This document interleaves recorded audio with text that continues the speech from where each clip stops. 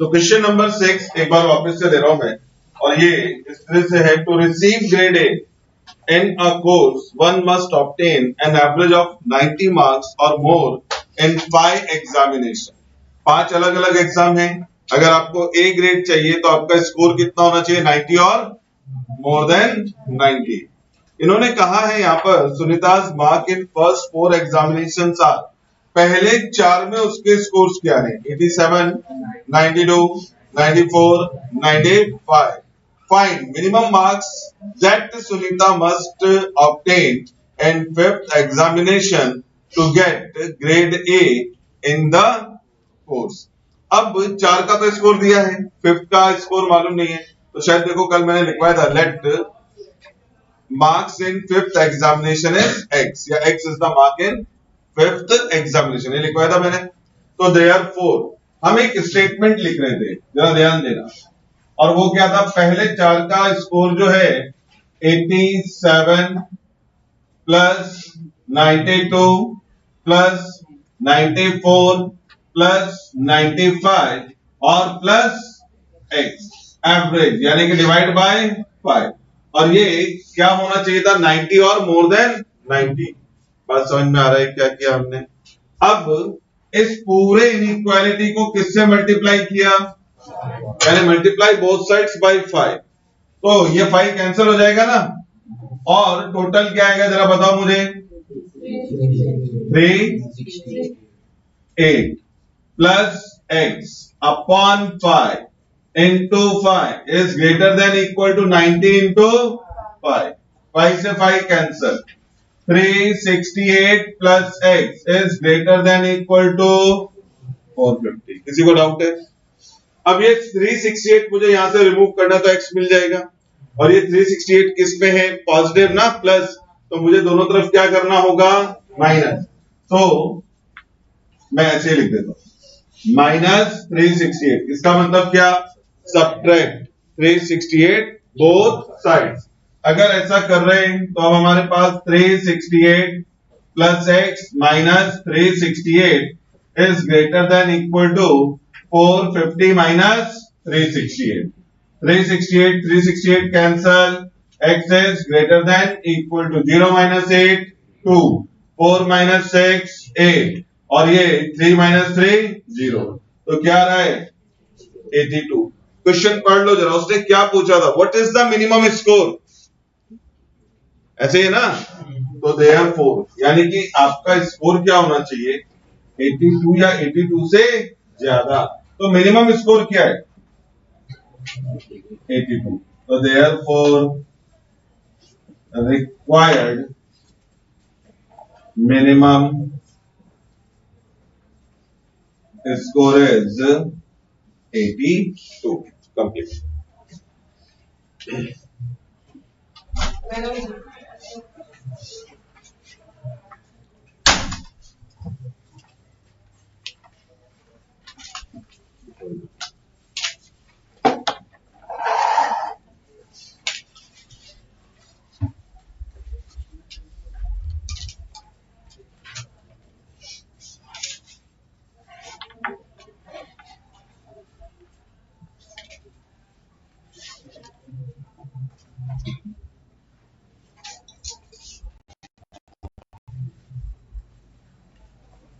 तो किसी को डाउट तो नहीं है सॉल्यूशन में?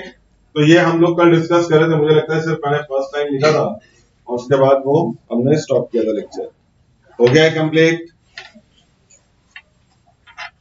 जब तक जिनका हो गया है कंप्लीट, क्वेश्चन नंबर 7 पढ़ के रखो जरा।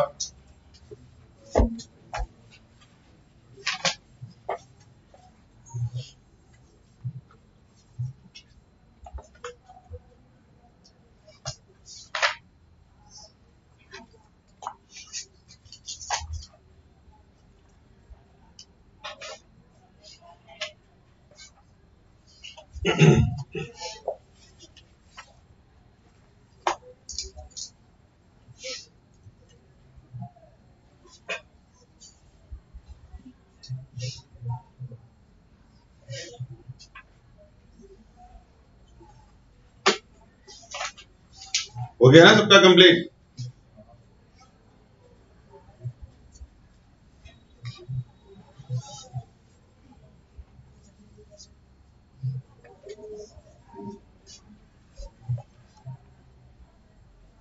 अब जरा देखते हैं नेक्स्ट हमारे पास सम।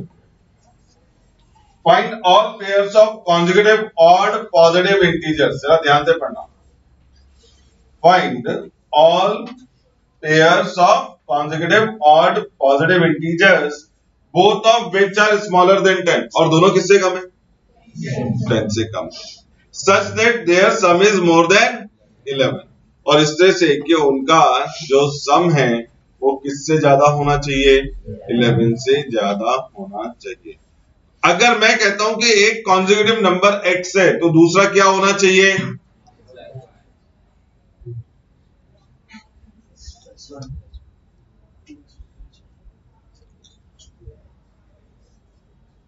मैंने क्या पूछा था? अगर एक कॉन्जिक्यूटिव, दो कॉन्जिक्यूटिव नंबर चाहिए और दोनों कैसे चाहिए? ऑड चाहिए ना। अगर एक x है तो दूसरा क्या होगा? y। ऑब्वियसली आप इक्वेशन ऐसे तो लिखते हैं ना, let first number is x and second number is, इसमें कौन सा नया है कुछ?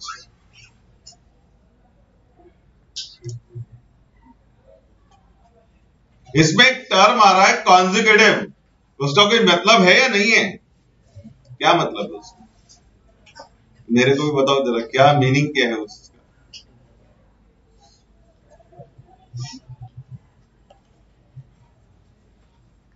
अरे बोलो उसका मतलब क्या है? अच्छा बोलो जरा, कोई से भी दो ऑड कॉन्जिक्यूटिव नंबर बोलना जरा, कोई से भी दो ऑड कॉन्जिक्यूटिव नंबर। अरे बोलो ना जोर से। -1 में जा सा डायरेक्टली। 6 7, 6 is odd, तो 7 is even। अच्छा 5 7, हाँ बिल्कुल 5 7 is consecutive odd number। और कोई हो सकता है क्या? 1 3 3 5 5 7 7 9। दिमाग खुला क्या? खुला ना? हाँ अभी अगर एक नंबर x है तो दूसरा क्या होगा? अभी कुछ फायदा नहीं तुमको बोले। x प्लस 2, आप एक नंबर 5 बोलते हो तो दूसरा नंबर 7 बोलते हो। अगर एक नंबर 1 है तो दूसरा, तो समझा। और अगर ये इवन कॉन्जुगेटिव होते तो क्या लिखते? तब भी x और x प्लस 2 लिखते क्या? या x और x प्लस 1 लिखते? प्लस 3 लिखते ना। एक 2 तो दूसरा 4, एक 4 तो दूसरा 6। ध्यान रहेगा मैं क्या बोल रहा हूं? तो अगर दो कॉन्जिक्यूटिव नंबर और ऑड चाहिए तो एक x है तो दूसरा y मत ले लेना, कभी क्वेश्चन सॉल्व नहीं होगा। तो दूसरा क्या होगा? x plus 2। लिखो जरा, लेट, क्वेश्चन नंबर क्या है अपना? 7। Let required two odd consecutive, odd ही था ना? हाँ, two odd consecutive numbers are x and x plus 2, x and x plus 2। बात याद रहेगी ना? x और x plus 2 ले रहा है। अब इसका सम क्या होना चाहिए? More than 11। अब जरा देखो नेक्स्ट लाइन में जाके लिखो, अकॉर्डिंग टू प्रॉब्लम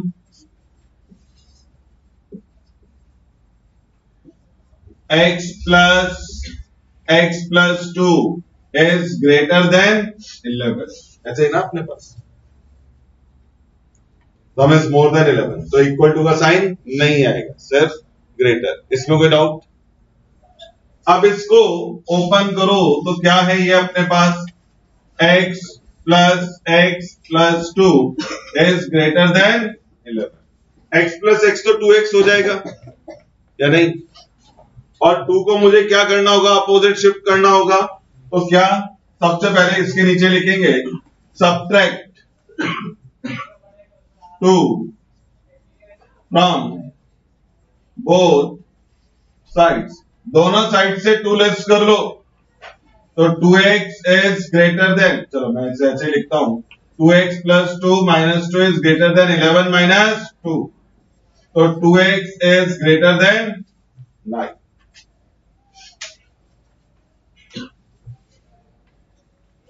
ये बात समझा क्या?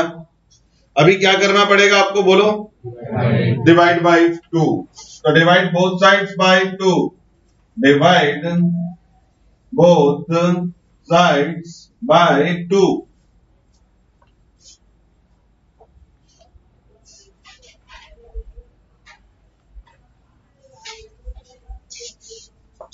Therefore, 2x upon 2 is greater than 9 upon 2. 2 से 2 cancel, x is greater than 4.5। पहुंचा यहां तक? अब x का वैल्यू क्या होगा?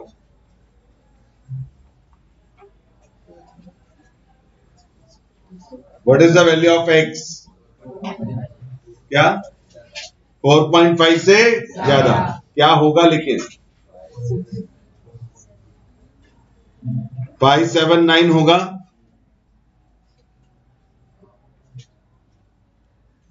क्वेश्चन पढ़ा है क्या आप लोगों ने?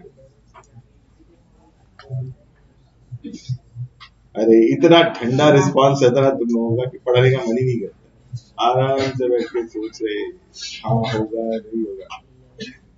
क्या आंसर 579 होगा? तो कह रहा नहीं होगा, या सिर्फ 5 और 7 होगा? अब दिमाग की बत्ती जलेगी। 5 और 7 ही होगा। अगर आपने 9 लिया तो दूसरा कॉन्जिक्यूटिव नंबर क्या बन जाएगा? 11। और क्वेश्चन पढ़ लो, पढ़ो पढ़ो पढ़ो, बहुत मुश्किल है पढ़ाई करना। Numbers are less than 10। जो भी दो नंबर लेंगे वो 10 से कम होना चाहिए। अगर एक नंबर 9 ले लिया तो दूसरा तो क्या हो जाएगा? 9 + 2 11। आपका कंडीशन फेल हो जाएगा। बात समझ रहा है क्या या नहीं? हाँ।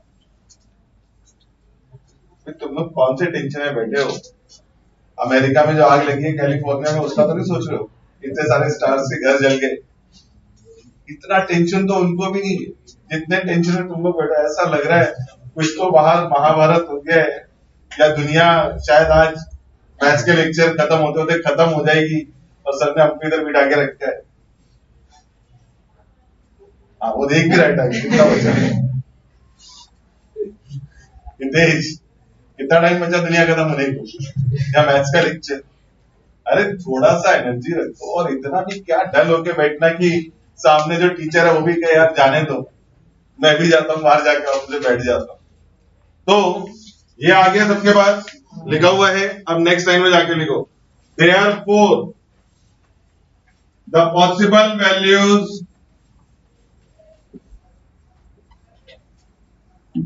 of x are 5 and 7। 5 and 7। 9 क्यों नहीं समझ में आया था वो कंडीशन? अब therefore इतना हुआ है क्या लिख के?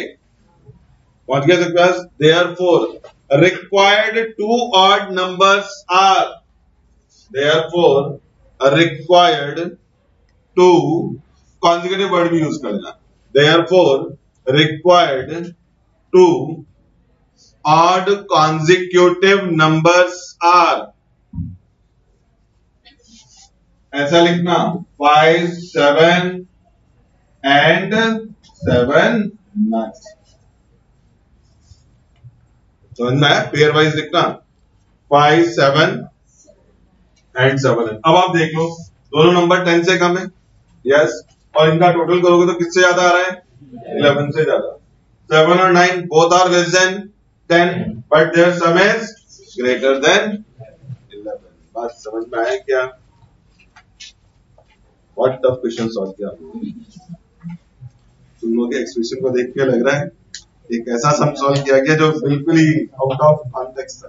Question number 8, find all pairs of consecutive even positive integer both of which are larger than। अब यहां पर क्या बोला है? उधर कहता है 10 से कम है, इधर कह रहा है 5 से ज्यादा है, such that their sum is less than, जबकि उसका सम क्या हो? 23 से कम हो। तो अब एक बात तो क्लियर है कि हमारे पास क्या करना पड़ेगा, दो कॉन्जिक्यूटिव नंबर तो लिखने पड़ेंगे। कैसे लिखा था याद है? Let required to even numbers आएगा। अभी आपको इवन नंबर अज्यूम करना है। R X and X plus two, लिखो जरा। Let required to even consecutive numbers are, let required to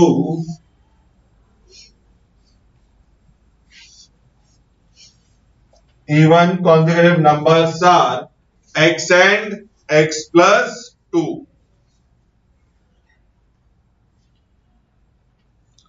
अब ये क्या कह रहा है? Sum is less than 23। Next time में जाकर लिखो according to problem, according to problem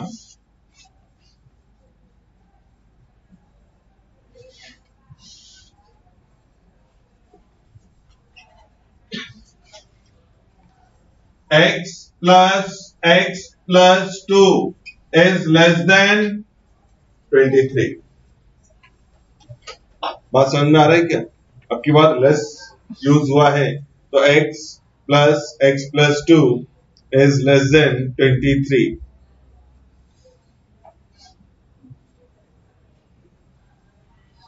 यहां तक समझा? वापस अपने को दोनों तरफ से क्या करना होगा? 2 माइनस, पहले तो ऐसा लिख लेते चलो जैसा मैंने प्रीवियसली सॉल्व किया था। x plus 2 is less than 23, लेकिन अपने को 2 माइनस करना होगा ना, तो क्या लिख रहे हैं? Subtract 2 from both sides. तो अपने पास ये x प्लस एक्स क्या हो जाएगा? 2x plus 2 minus 2 is less than 23 minus 2। 2 से 2 cancel, 2x is less then 21। अभी क्या करना पड़ेगा बोलो जरा? Divide both sides by 2। Divide both sides by 2। अगर आपने 2 से डिवाइड किया then 2x upon 2 is less than 21 upon 2। 2 से 2 cancel, x is less than 10.5।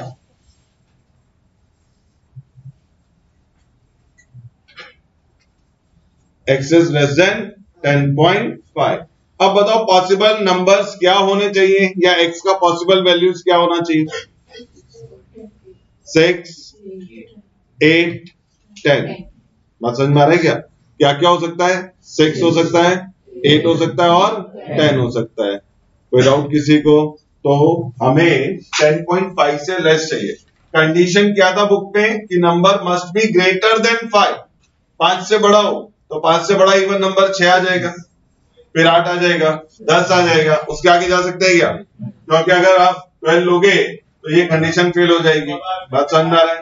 तो लिखो नेक्स्ट टाइम में जाके लिखो therefore the possible values of x are 6, 8 and 10।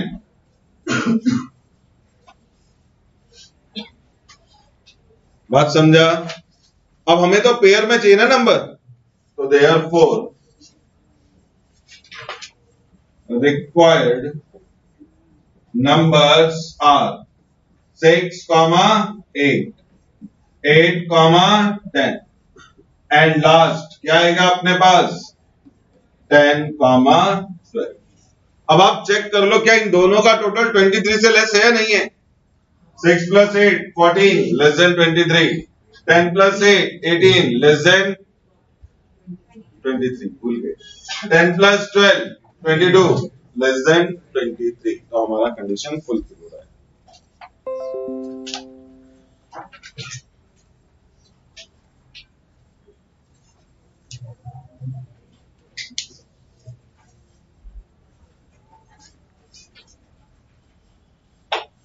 हो गया क्या कंप्लीट?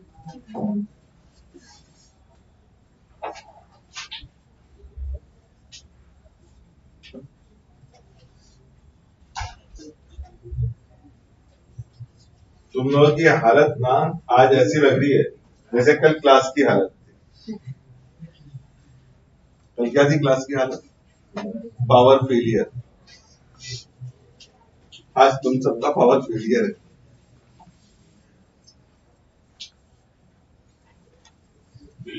नेक्स्ट क्वेश्चन लेना। पढ़ो जरा, कोई मिनट पढ़ जरा क्वेश्चन। तेरा आवाज ही सबसे तेज आया। हाँ पढ़ो। अबे जोर से पढ़। The longest side of a triangle is twice the shortest side, and the third side is 2 centimeters longer than the shortest side. If the perimeter of the triangle is more than 166 centimeters, then find the minimum length of the shortest side. Then find the minimum length of shortest side. Question पढ़ा सबने? क्या बोला है? Longest side is twice the shortest side. ऐसे है ना? And third side is 2 centimeter long than the shortest side. And the perimeter of the triangle is more than 166 centimeter. Then find the minimum length of shortest side. तो मुझे बताना है कि minimum length क्या होगा। तो अब सबसे पहले जितनी भी साइड्स दी हैं वो किसके साथ कंपेयर हो रही है? शॉर्टेस्ट के साथ, है ना? तो शॉर्टेस्ट को अज्यूम करते हैं। तो लिखो जरा, लेट क्वेश्चन नंबर क्या अपना 9। Let length of shortest side as x centimetre. x centimetre. Therefore, length of other two sides are 2x centimeter and x plus 2 centimeter.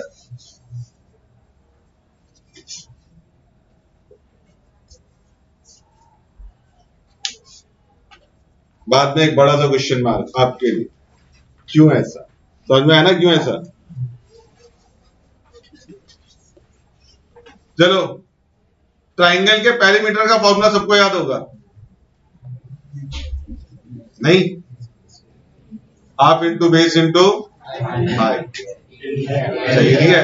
अरे जगह में तुम तो, मेरे को लगा तुम लोग हाफ बोलोगे। तो पेरीमीटर का फॉर्मूला क्या था फिर? 2 पाई आर। सर्कल का पेरीमीटर है। सर्कल का What is the perimeter of a triangle?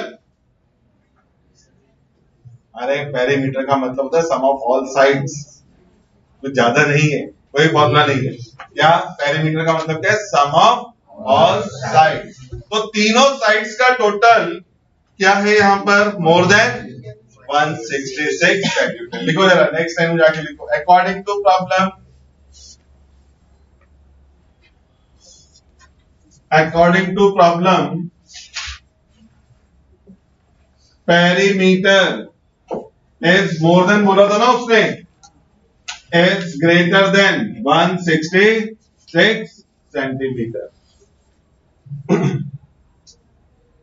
ये बात समझ रहे हैं क्या? ये स्टेटमेंट मिला हुआ है और पेरीमीटर लिखने की जरूरत तो नहीं है, sum of all the sides. पक्का? क्या कुछ भी नहीं किया। x plus 2x plus x plus 2 is greater than 166। किसी को डाउट है क्या इस स्टेटमेंट में? ऐड करके बताओ जरा क्या आ रहा है टोटल?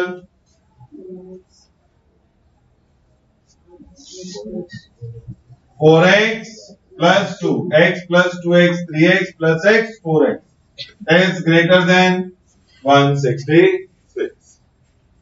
अब ये क्वेश्चन तो सॉल्व करना आता है ना? सबसे पहले क्या 2 माइनस करेंगे। तो लिखो सब्ट्रैक्ट 2 फ्रॉम बोथ साइड्स।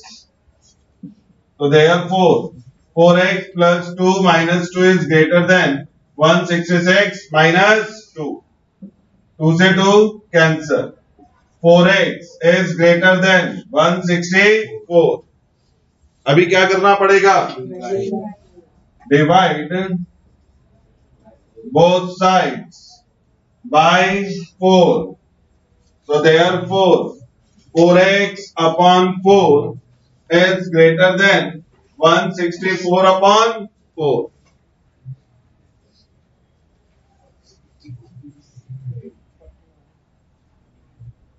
पट्टी बना रहे हैं।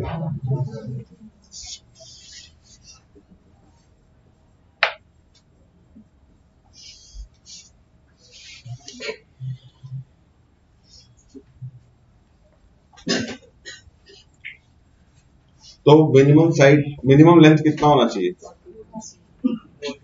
41 सेंटीमीटर मिनिमम पूछा। इससे बड़ा लोगे तो हमेशा क्या आएगा? 63 से वो यानी कि 166 से ग्रेटर आएगा। तो वो कहता है what is the minimum length of the shortest side. Actually इसने कहा ना मोर देन 166। यहाँ पर स्टेटमेंट क्या एरर है? क्या होना चाहिए था? एटलीस्ट 166। तभी हम यहाँ पर कौन सा साइन लेते हैं? इक्वल टू का। और आंसर क्या होता? 41। बट ये इस सेंस में भी क्या लिखना होगा हमको? 41, क्योंकि इसके आगे सारे नंबर क्या होते जाएंगे? बड़े होंगे ना, तो हमको वो मिनिमम लेंथ चाहिए। तो अब इसके नीचे लिखो therefore required minimum length, therefore required minimum length is 41 centimeter.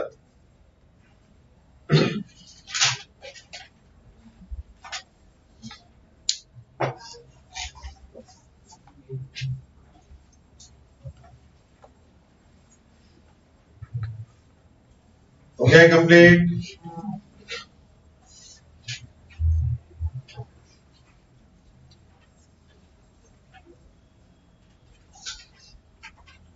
अब ये तो था हमारे पास एक्सरसाइज 8.1।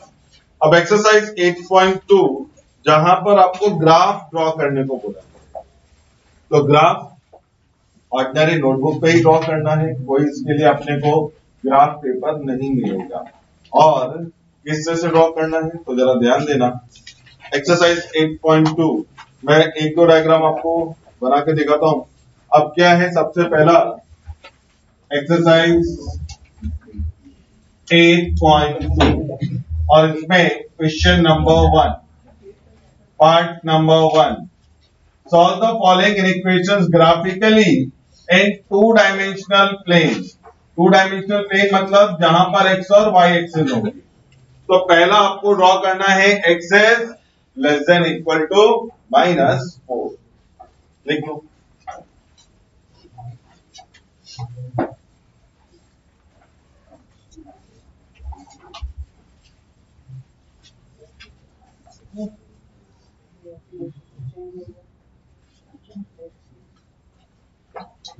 सबने लिखा x is less than equal to -4। ये इनइक्वालिटी है ना, क्या है ये? वो तो नहीं है, चैप्टर कौन सा पढ़ रहे हो? इनइक्वेशन यानी कि इनइक्वालिटी। अब सबसे पहले होगा क्या कि जो भी इक्वेशन दिया है उसका करस्पॉन्डिंग इक्वेशन लिखेंगे। क्या लिखेंगे? Corresponding equation. और इक्वेशन में साइन होता है इक्वल टू का। कौन सा साइन होता है? अब इसके नीचे लिखो the corresponding equation, the corresponding equation, the corresponding equation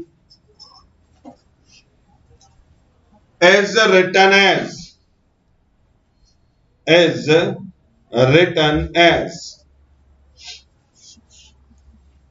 x equal to -4। जब भी आप इक्वेशन लिखेंगे तो सिर्फ इक्वल टू आता है, तो इसमें कौन सा साइन ले लेंगे? Equal to. x equal to -4 हुआ क्या? इतना लिखते हैं। कोई मुझे बताएगा x इक्वल टू -4 का लाइन कैसे ड्रॉ होगा एक्स वाई एक्सिस पे?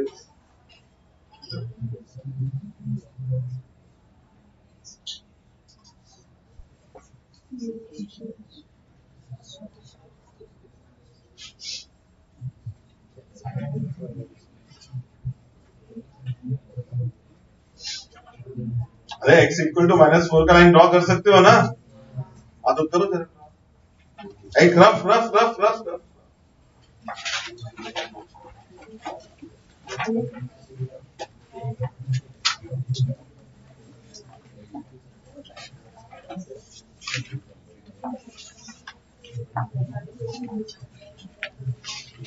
हितेश ड्रॉ किया गया? हाँ, अरे ये तो बड़ी खतरनाक बात पूछी हितेश ने। सिंगल पॉइंट से लाइन कैसे ड्रॉ होगा? किसी के दिमाग में आया था क्या ये, और कुछ किसी को आया था क्या दिमाग में, या सिर्फ वही एक समझदार है? अच्छा, सबके दिमाग में आया था कि सिंगल पॉइंट से लाइन कैसे ड्रॉ होगा। पक्का हितेश? मेरे साथ बहुत सारे लोग, ऐसा नहीं तू अकेला है, बहुत सारे लोगों के दिमाग में क्वेश्चन अराइज हो गया और तूने बोला उसके बाद ज्यादा अराइज हो गया, नहीं तो मैं डायरेक्टली करवा देता।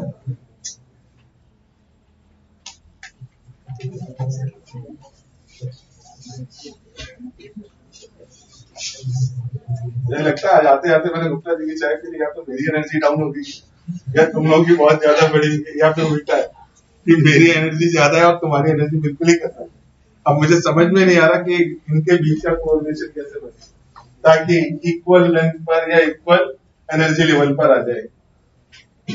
या तो गुप्ता जी की चाय सबको पिलाई जाए ताकि आप ले सकें, और जो ये खतरनाक खतरनाक क्वेश्चन अराइज हो रहे हैं हितेश जैसे लोगों के माइंड में, वो ना हो। तो हितेश, सिंगल पॉइंट से कैसे लाइन ड्रॉ होगा? x इक्वल टू के, अगर आपको एक लाइन ड्रॉ करना है x इक्वल टू के, that means it is passes through k, 0 and parallel to y axis and parallel to y axis। कितना दुखी होकर बोल रहे, मैंने क्या बोला सुना? If we have to plot or draw line x equal to k, that means line passes through k, 0। x मिला है ना k, y नहीं मिला है तो इसका मतलब y को कहीं कट करेगा ही नहीं, y के साथ क्या जाएगा? पैरेलल। अगर y is equal to k हो तो लाइन किससे पास करेगा? 0, के, एंड पैरेलल टू x। बाकी तो गाड़ी चालू हो जाती है, बस पहले ही थोड़ा सा पुश करना पड़ता है। अभी समझा क्या? तो सिंगल पॉइंट से लाइन ड्रॉ होगा, but in that case if line is parallel to x axis, और अगर नहीं है तो नहीं होगा। जो तुम्हारा क्वेश्चन था वही वैलिड था कि सर एक पॉइंट से लाइन कैसे ड्रॉ होगा, तो वो किस केस में होगा? जब वो पैरेलल नहीं होगा। तो ये बात समझा क्या? ये सबने लिखा है x इक्वल टू -4। अब इसके नीचे लिखो this line passes through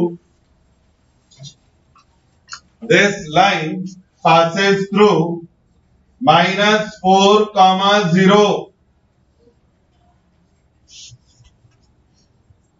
and parallel to the y axis and parallel to the y axis। हुआ क्या इतना लिख के?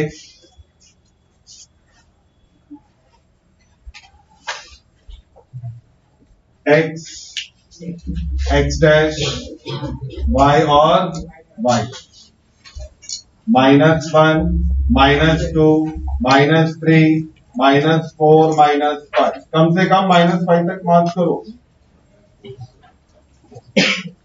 और इधर भी 1, 2, 3। इसको लिखो मत, सिर्फ ऐसा मार्किंग करके छोड़ दो।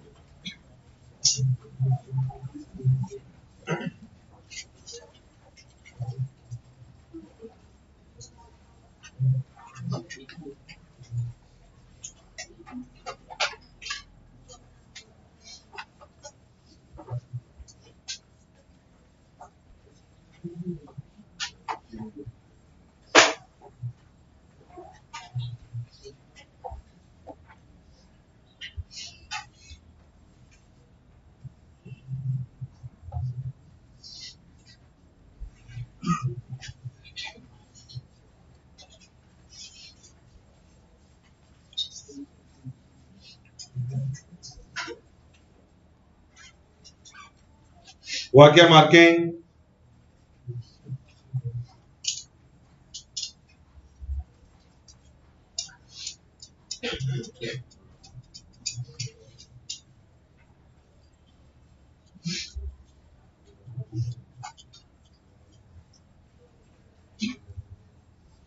हो गया ना सबके पास मार्किंग करके पॉइंट्स।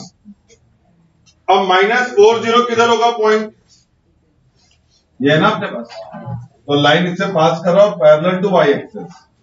बिल्कुल इस तरह से आपने वर्टिकल लाइन ड्रॉ कर, ऐसा रो मार्क कर देना।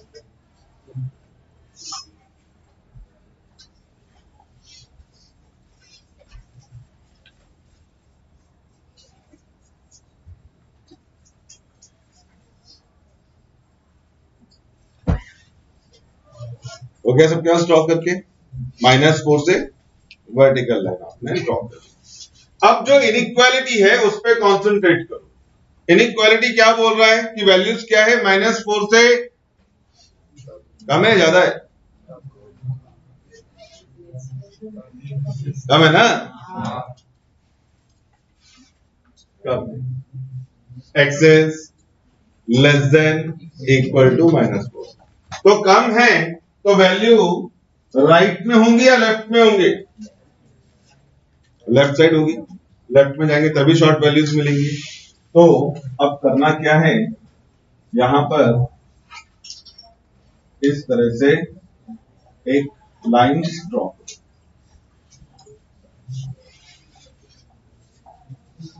ये जो लाइन है वो किसके लिए है? x equal to -4। और जो शेडेड एरिया है वो किसके लिए है? X is less than equal to -4।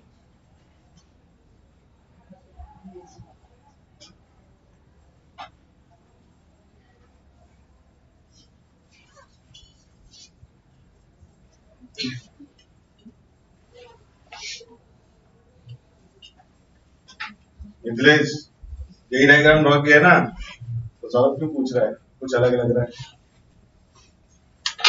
Saurabh तो देख सेम है ना।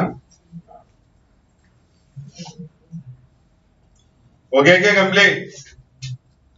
इसके नीचे लिखो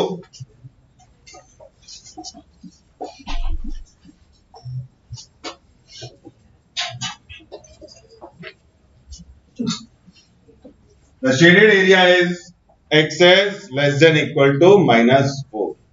तो जो शेडेड पार्ट है वही आपका इनइक्वालिटी रिप्रेजेंट कर रहा है। तो shaded area is x is less than equal to -4।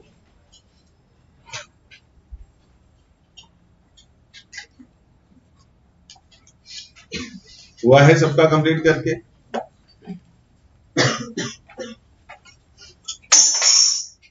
अब नेक्स्ट देखो कौन सा part number 2, y is greater than equal to 3। तो अब लिखो पहला inequality number 2, y is greater than equal to 3।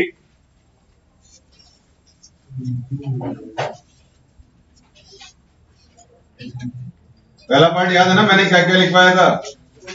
उसके बाद क्या लिखा था आपने? द करस्पॉन्डिंग इक्वेशन इज, देखो जरा, the corresponding equation is written as, the corresponding equation is written as, क्या हो जाएगा बोलो? y equal to 3। और पहले वाला सॉल्यूशन देखते देखते पहला सॉल्यूशन रिपीट मत कर लेना, दोनों का आंसर सेम आ रहा है। वह क्या इतना लिख के? अब इसका मतलब क्या है? वहां क्या लिखा था? इट पासेस थ्रू -40 लिखवाया था। यहाँ पे क्या आ जाएगा? पासेस थ्रू 0,3, y एक्सिस है ना, and parallel to the x axis. देखो जरा अपने आप, this line passes through, this line passes through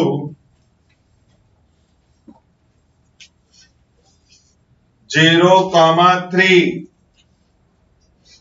and parallel to y-axis, sorry, x-axis, and parallel to x-axis.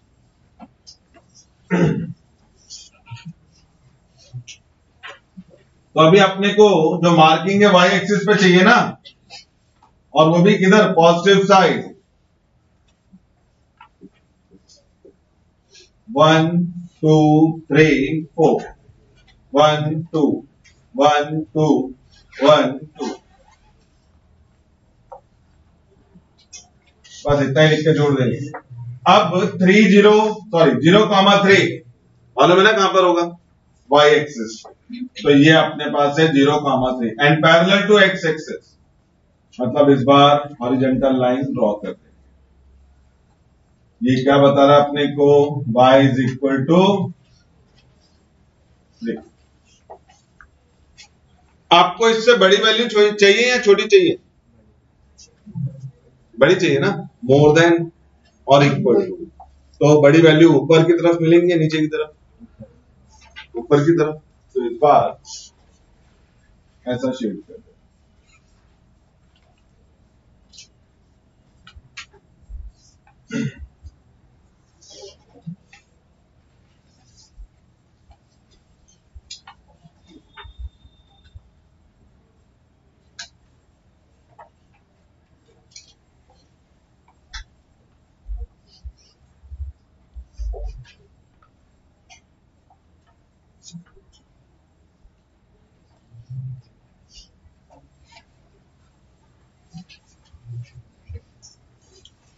आए क्या सबके पास डायग्राम?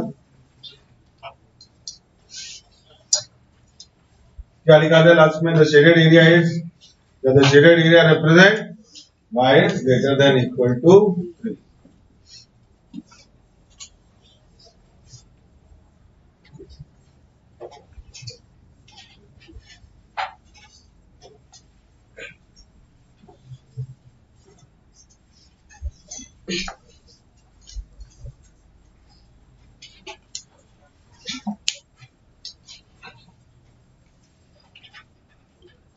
हो गया क्या कंप्लीट?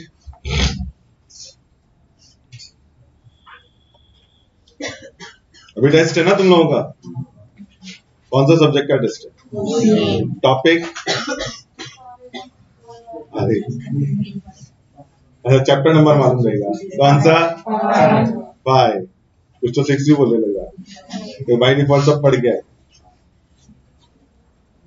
पढ़ लो 2-4 मिनट. तुम्हारी एनर्जी देख के लग ना तुम लोग टेस्ट लिख पाओगे.